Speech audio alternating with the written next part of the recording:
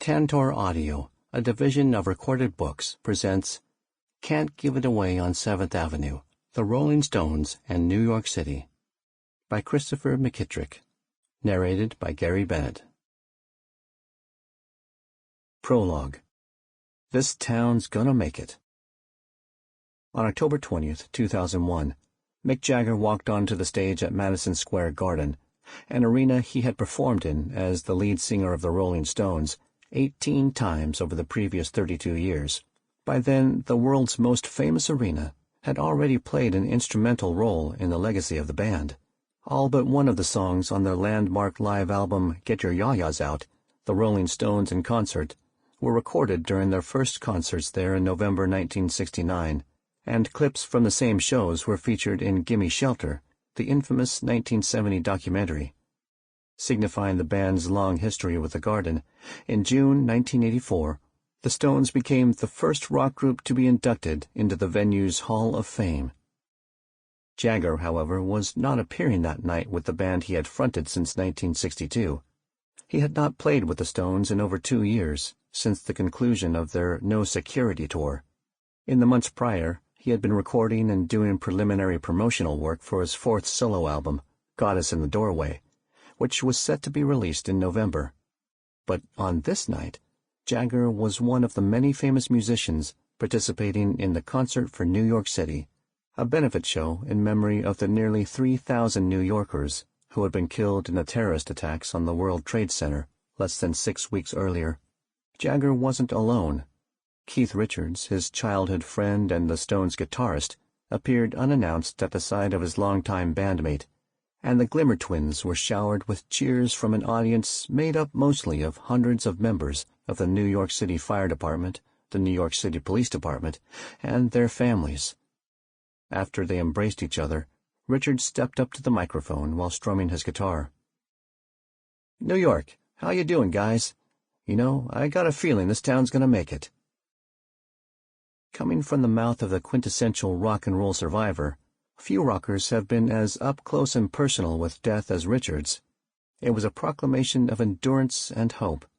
Richards, Jagger, and the house band then launched into an uplifting rendition of Salt of the Earth, the rarely performed but poignantly appropriate gospel-influenced final track on Beggar's Banquet. Before sliding into the next song, the disco-influenced Miss You, which celebrates the dirty decadence of 70s Manhattan, Jagger offered his own proclamation on the enduring spirit of New York City. "You know, if there's one thing to be learned from this, if there's one thing to be learned from this whole experience, it's you don't fuck with New York, okay?" Though Jagger and Richards were born almost 6 decades earlier, an ocean away in Dartford, England, the pair were speaking on good authority. Besides their intimate history with Madison Square Garden, both Jagger and Richards called New York City home for many years. Despite their English origin, the Rolling Stones can be considered one of the great New York City bands based on their long, colorful history with Gotham in their music, performances, and off-stage antics. The band's emotional connection with the city spans decades. A year after the attacks, Jagger allowed a song from Goddess in the Doorway, titled Joy, to be used free of charge in a commercial made by the city of New York to thank the rest of the country for their aid in the aftermath of the attacks.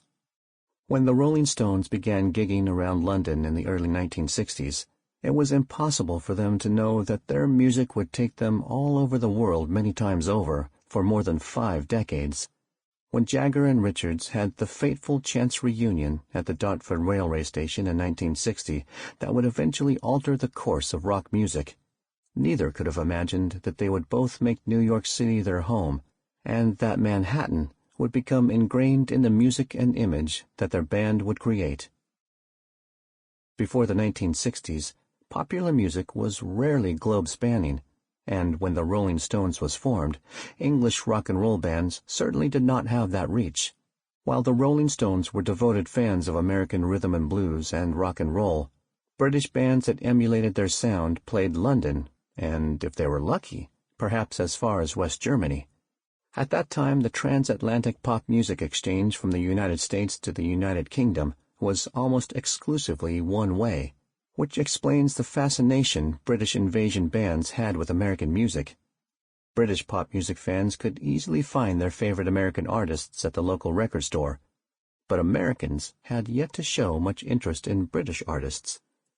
Outside of making a handful of appearances on popular U.S. TV programs, as Lonnie Donegan did on The Perry Como Show and The Paul Winchell Show in the mid-1950s, followed by his tour of the States in 1956, it was unprecedented for British bands to have sustained success in the United States. Rocker Cliff Richard, popularly regarded as the British Elvis, did a 4-week U.S. and Canadian tour in January and February 1960, and a second tour in August 1962, but he failed to make a major impact. In contrast, American artists toured England with great success. In fact, the Stones supported Bo Diddley, Little Richard, and the Everly Brothers on a fall 1963 UK tour, and would later open for New York City natives the Ronettes on their January 1964 UK tour. After all, the United States already had Chuck Berry, Bo Diddley, and Muddy Waters. Why would America ever demand English imitations? When I was growing up, the idea of leaving England was pretty much remote. Richards wrote in his 2010 autobiography, Life, "My dad did it once, but that was in the army to go to Normandy and get his leg blown off. The idea was totally impossible." At first, New York did not hold the same promise for the young Jagger, Richards, and Brian Jones as another American city. Their love of the blues and chess records put Chicago higher on their list of American cities to visit. Though New York is the home of the Brill Building, which was still the center of songwriting and business in American pop music in the early 1960s, all of Jagger and Richards' idols had recorded at Chess Studios in Chicago. It's no surprise that during their first American tour, they recorded a few songs at Chess and met Muddy Waters, Chuck Berry, Willie Dixon, and Buddy Guy on the premises. Though the Stones would develop a strong connection with Chicago, in subsequent decades the group would plant stronger roots in New York City and draw influence from the music of 1970s Manhattan. Of all the Stones, drummer Charlie Watts, who formally joined the group in January 1963, was perhaps the only member who had designs on New York at a young age. Watts had grown up a fan of jazz and had played in numerous jazz clubs in London with local bands. He was devoted to American jazz greats, and as a teenager even wrote and illustrated a picture book, Ode to a High-Flying Bird, as a tribute to Charlie Parker. It was published in 1964. Decades later, Watts recalled his early ambitions to The Guardian. "I wanted to be Max Roach or Kenny Clark, playing in New York with Charlie Parker in the front line. Not a bad aspiration. It actually meant a lot of bloody playing, a lot of work. I don't think kids are interested in that. But that may be true of every generation, I don't know. When I was what you'd call a young musician, jazz was very fashionable." By the time Watts joined the Stones, they were already performing bluesman Jimmy Reed's Going to New York in their set, though Watts might have been the only one who believed the song's title. Watts' Manhattan Jazz Club dreams would eventually come true, but only after the Stones became the toast of the city. It was appropriate, then, that when the Stones made their first visit to the United States, they arrived in New York, landing at the recently renamed John F. Kennedy International Airport on June 1, 1964. It was less than 4 months after the Beatles' hugely successful tour, which featured iconic performances on The Ed Sullivan Show and ignited Beatlemania in America. Despite their perceived rivalry, in June 1964, the Rolling Stones were no Beatles. Their first American album, England's Newest Hitmakers, was released only 2 days before their arrival, and their first U.S. single, a cover of Buddy Holly's Not Fade Away, had been released in March in the wake of the Beatles' U.S. debut, but failed to make a major splash, reaching only number 48 on the Billboard chart. During the tour, their second U.S. single, Tell Me, was released on June 13th and peaked at number 24. Whereas the Beatles came to the U.S. as conquering heroes with I Want to Hold Your Hand and She Loves You at the top of the Billboard Hot 100 single chart, and Meet the Beatles and Introducing the Beatles at the top of the Billboard Albums chart, The Stones were unestablished underdogs. They arrived largely unheralded and departed 3 weeks later, hardly better known. Yet on the touring front, the Stones would eventually have a far bigger impact than the Beatles. While the Beatles were truly the first globe-trotting pop band, they ceased touring after August 1966. The Stones were just getting started, and their best tours, and in particular their best concerts in New York, were still ahead of them. After following the Beatles and playing Carnegie Hall, the Ed Sullivan Show, and Forest Hill Stadium in the mid-1960s, the Stones would go on to play every major venue in the New York metro area on their box office record-setting tours, including stadium shows in Queens and East Rutherford, New Jersey, arenas in Manhattan and Brooklyn, and theaters and orchestra halls all over Manhattan. The number of stages the members of the Stones have appeared on in New York more than doubles when the members' solo concerts, including the pre-Stones groups of Ronnie Wood and both the pre- and post-Stones groups of Mick Taylor, are taken into account.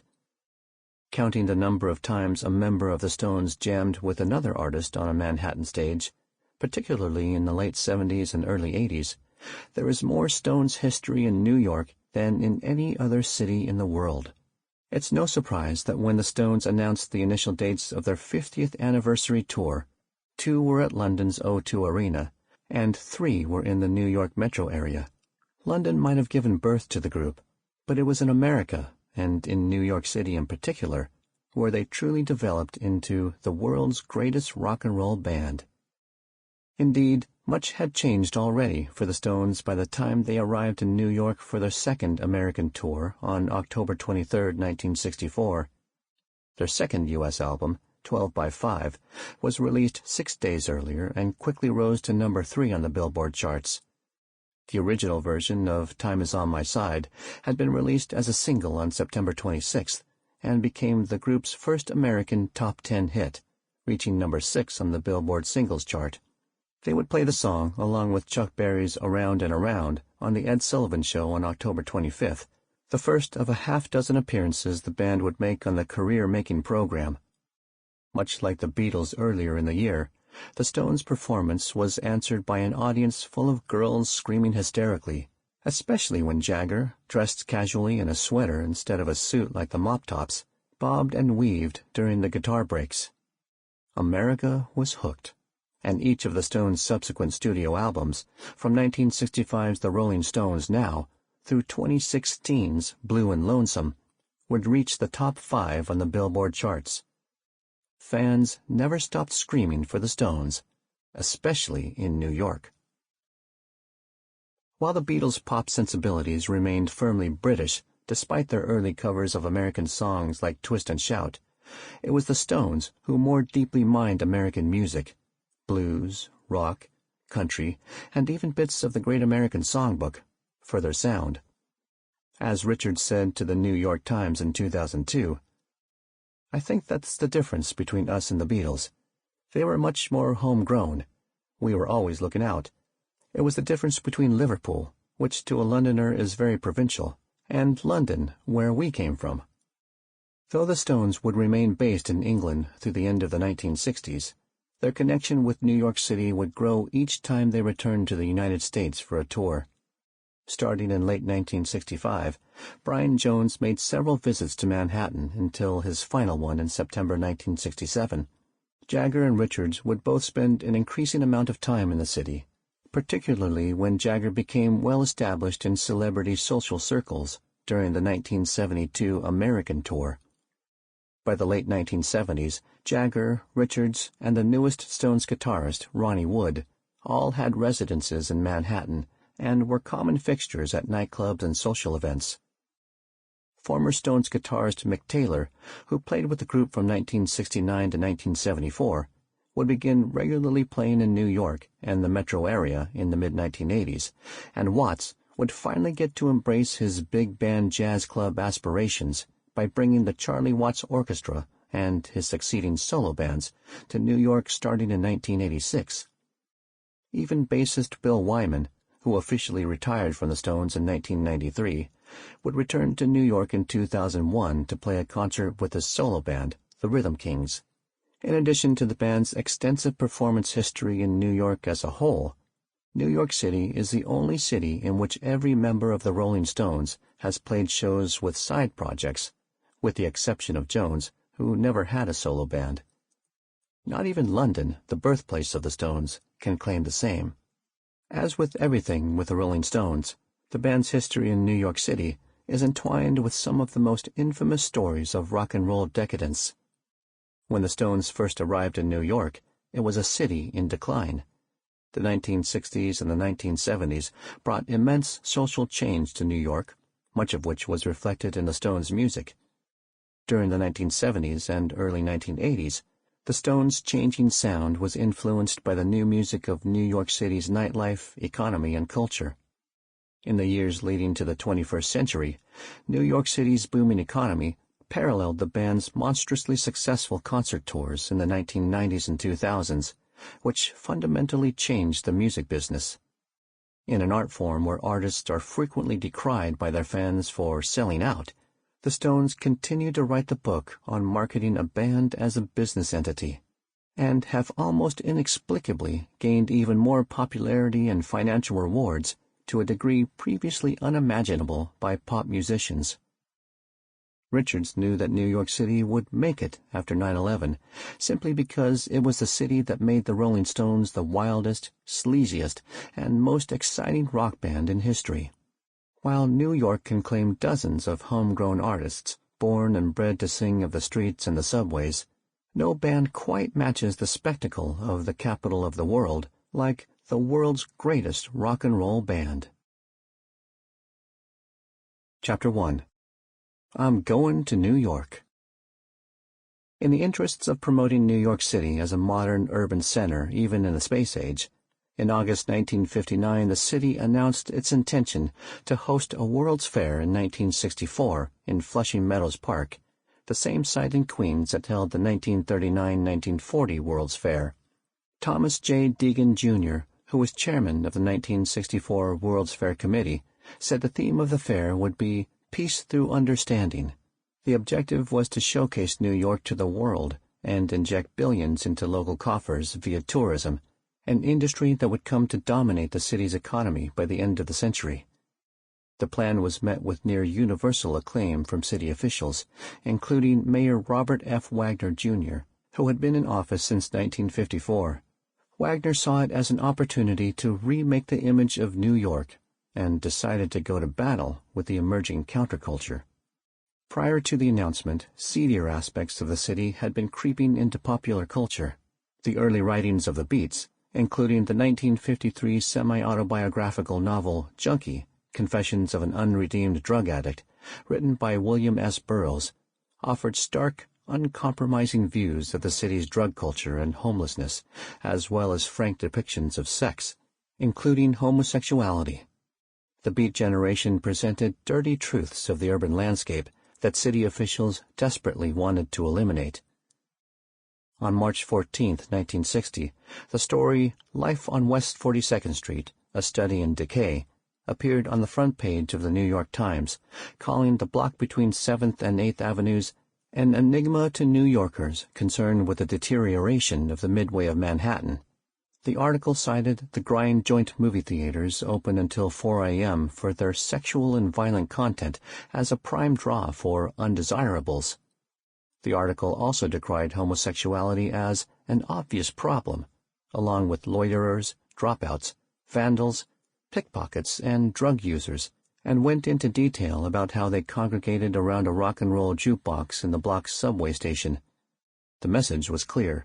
New York City's problems were out in the open for all to see. To combat these issues, Wagner's administration targeted prostitutes, homosexuals, and beatniks. Officials faced little resistance revoking the liquor licenses of gay bars, while police entrapped, harassed, and arrested homosexuals and prostitutes on charges of indecency. Eliminating the so-called beatniks was another story entirely. By the end of the 1950s, the American folk music revival was a growing movement in Greenwich Village. While jazz had been the predominant form of music in the area and among the Beat generation writers, The avant-garde tradition of bohemian artists embraced the stripped-down folk music in nightclubs and coffeehouses, though most events visible to the community were the traditional Sunday gatherings of folk musicians in Washington Square Park. The gatherings began in the 1940s, but by 1960 their popularity had increased 100-fold, and the park was filled with hundreds of musicians arriving from miles away, sporting unkempt hair and ragged clothing. To city officials and local residents, these beatniks represented the growing unwashed specter of social disobedience. In May 1960, former mayoral candidate Newbold Morris was appointed Parks Commissioner by Mayor Wagner to replace renowned master builder Robert Moses, the urban planner who had served for 26 years and overseen dramatic changes to the city's landscape. Morris, likely under pressure from Washington Square business owners and residents, began rejecting permits to allow the musicians to play in the park.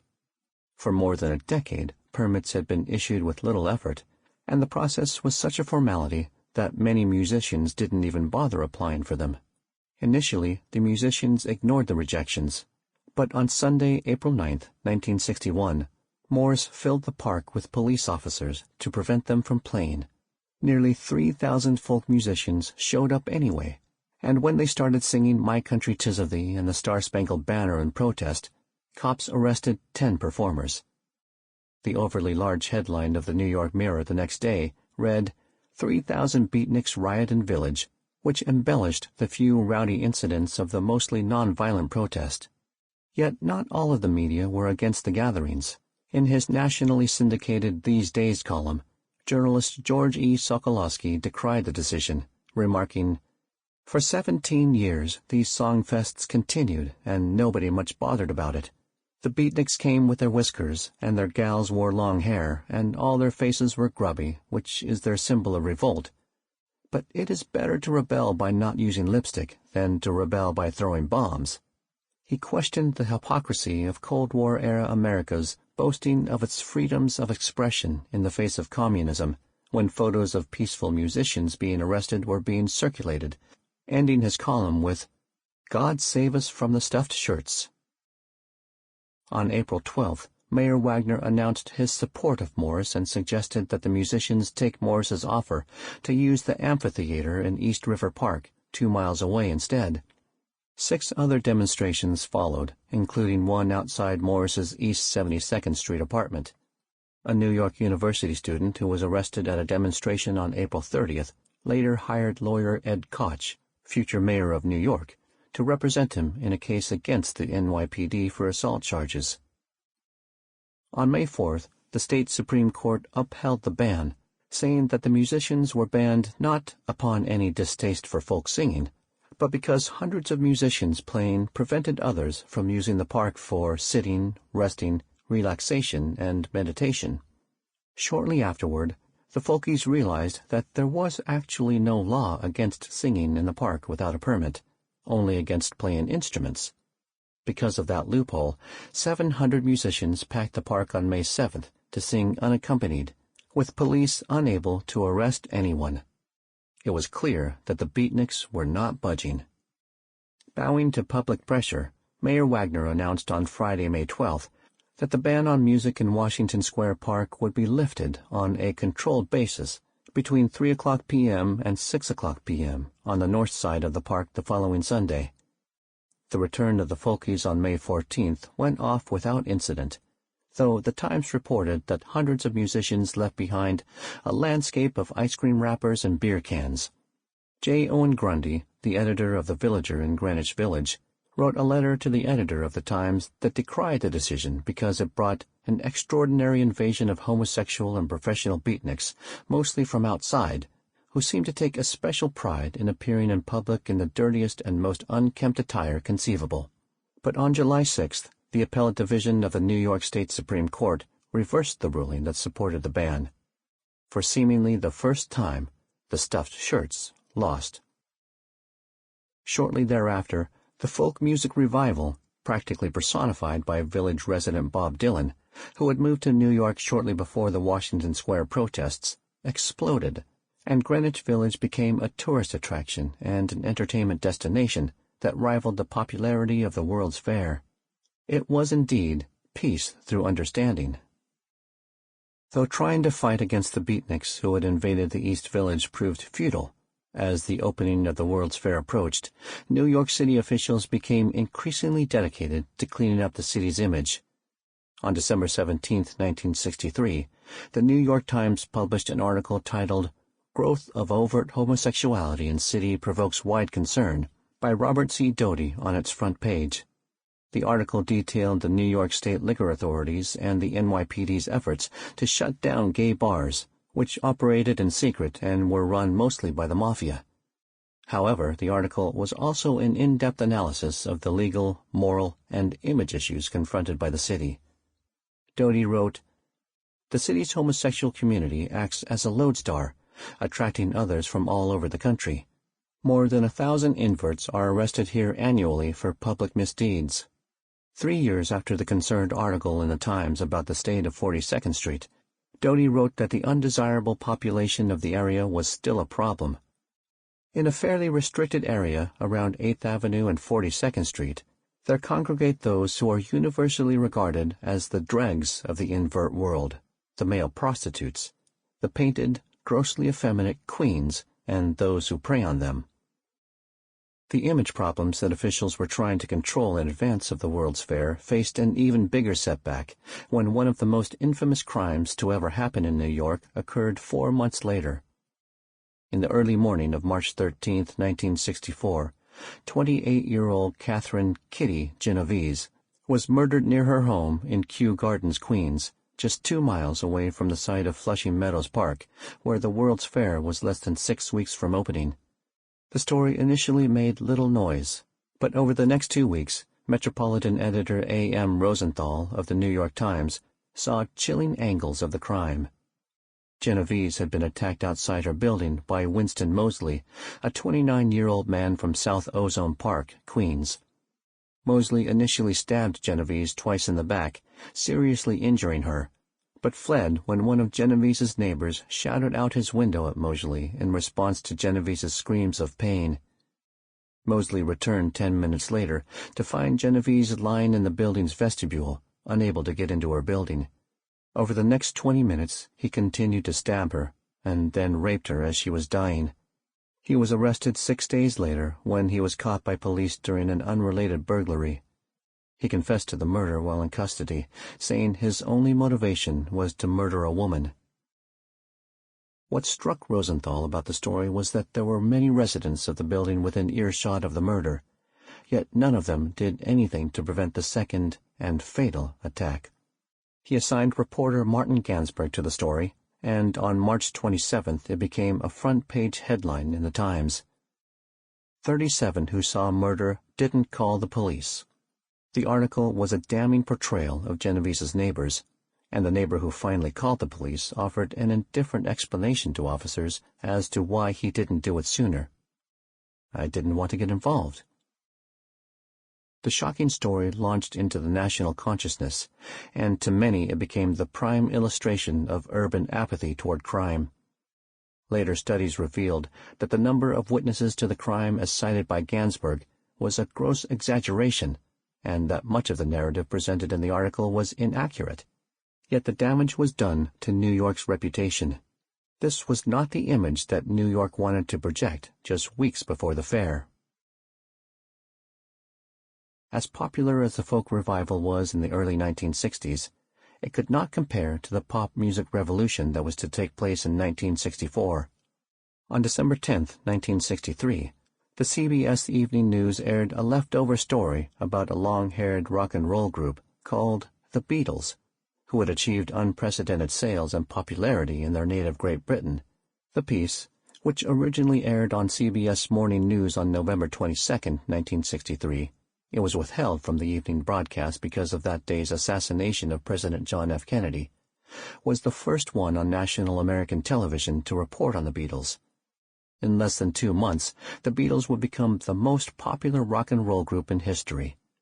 After their massive success in Great Britain, concert promoter Sid Bernstein, a New York native, was convinced that he could promote the Beatles in the United States and arranged for a promotional tour.